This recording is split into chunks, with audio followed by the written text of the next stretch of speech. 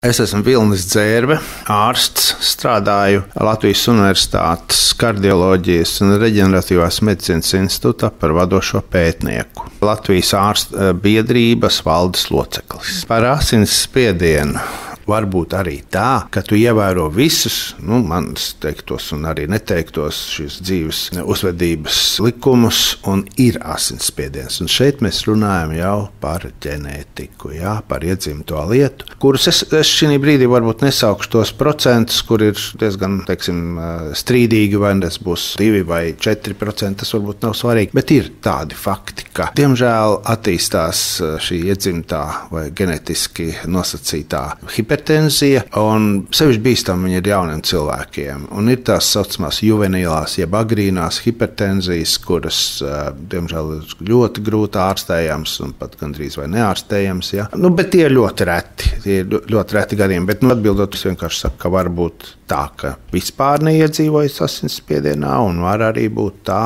ka visu labi ievērojot, cik ideāli ievērojot, tas asinsspiediens tomēr ir. Protams, pie ārsta būtu tas variants, kad ir kaut kādas sūdzības un tā, bet pirmais, es gribētu teikt, nav tas ārsts vajadzīgs, vajag izmērīt asinsspiedienu profesionāli, tāpat māsiņa. Jebkurā medicīnas iestādē tas būtu jāizdara medicīnas personālam māsai, piemēram, ja?